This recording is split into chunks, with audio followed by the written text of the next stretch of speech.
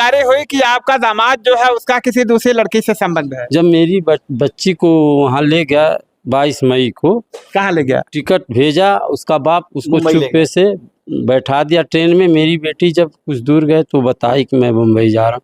मैं कहा बेटा ठीक है, जा रही तो जाओ, लेकिन अच्छी तरीके से रहना, पति का अपने कहना मानना। तो गए, वहीं उसकी हत्या कर दी गई। और उसका अवैध संबंध अंजलि शर्मा नामक एक महिला से थी। उसको जो 28 नवंबर 2023 में अपनी लड़की की शादी में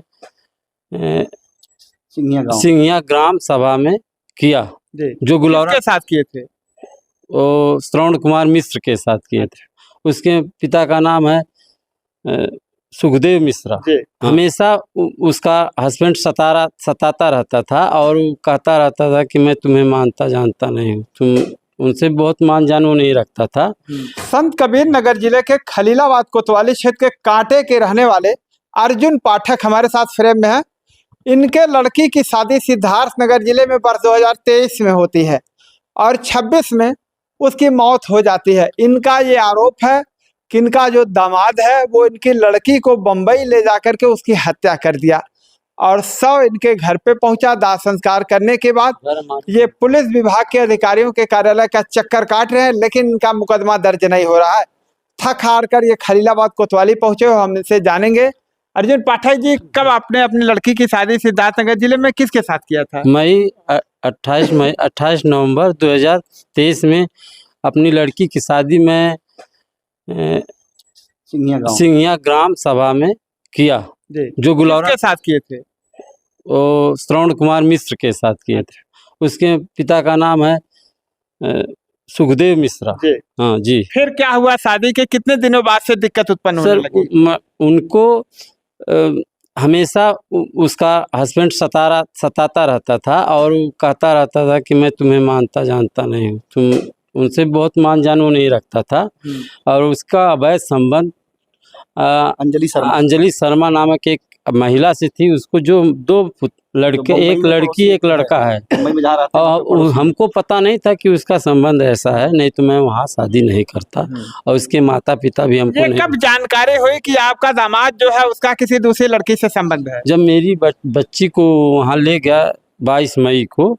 कहाँ ले गया? टिकट भेजा, उसका बाप उसको चुप्पे से बैठा दिया ट्रेन में। मेरी बेटी जब कुछ दूर गए तो बताई कि मैं मुंबई जा रहा हूँ। मैं कहा बेटा ठीक है, जा रही तो जाओ, लेकिन अच्छी तरीके से रहना, पति का अपने कहना मानना। तो गए, वहीं उसकी हत्या कर दी गई। कब जानकारी लगी आपको कि आपकी बेटी की हत्या की? हमको बताई कि हम इनका संबंध ऐसा है, पिताजी हम कैसे रह पाएंगे। हम कहा ठीक है, मैं आ रहा हूँ, लेकिन उससे पहले ये कांड हो चुका था। कब जानकारी लगी कि आपकी बेटी की? मेरा जो दामाद है वही हमको 11 बजे रात को फोन करके बताता है कि आपकी पुत्री अब इस दुनिया में किस दिन आपकी बेटी की हत्या हुई?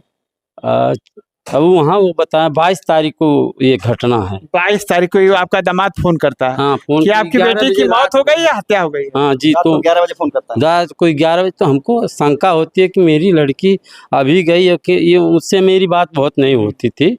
तो बताया कि आपकी पुत्री, एक बात कहें पापा, हम कहें बोलो, कह रहा था कि आपकी पुत्री अब इस दुनिया में नहीं, इसी लफ्ज में वो बोला। तब हमको शंका हो गया। और मैं मेरी बहन वहाँ रहती थी, रेखा त्रिपाठी, तो अन्य जगह कहीं रहती, तो मैं उसको फ़ोन किया। वो आनंद फानन में वहाँ 5-7 लोग को लेकर गई, नहीं तो उसके लाश को भी वहीं दफन कर देता। तब 22 तारीख से कहाँ कहाँ गए आप? 22 तारीख से मैं सर देखिए कोतवाली में दौड़ रहा हूँ, एसपी ऑफिस दौड़ रहा हूँ, गुलौरा थाना में गया था, सिद्धार्थ नगर बासी गया था। क्या कहती है पुलिस? पुलिस केवल कहती है कि हम ये काम नहीं कर पाएंगे, अपना पल्ला झाड़ती है कि सब वहीं कर रहे हैं। हम गरीब आदमी, किसान आदमी, हम कहाँ जाएंगे सर? हम चाह रहे हैं कि हमारी जो है मुकदमा यहीं लिखा जाए।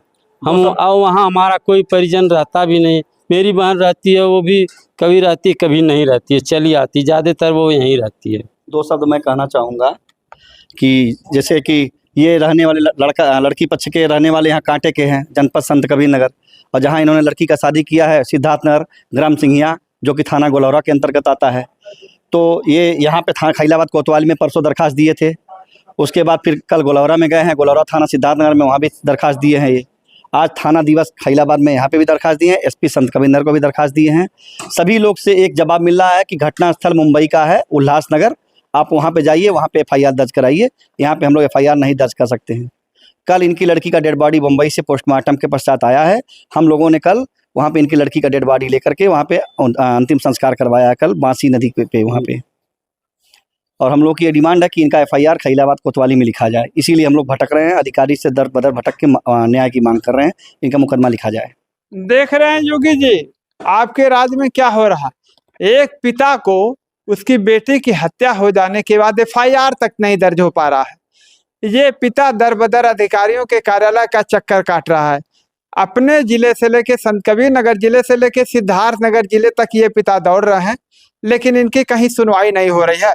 अधिकारियों का ये कहना है कि घटना स्थल जहाँ का है वहाँ पे मुकदमा दर्ज होना चाहिए, जबकि होना ये चाहिए कि लड़की का पिता जहाँ के रहने वाले हैं स्थानीय थाने में उनका मुकदमा दर्ज होना चाहिए, ताकि ये अपने लड़की की मुकदमा को देख सके।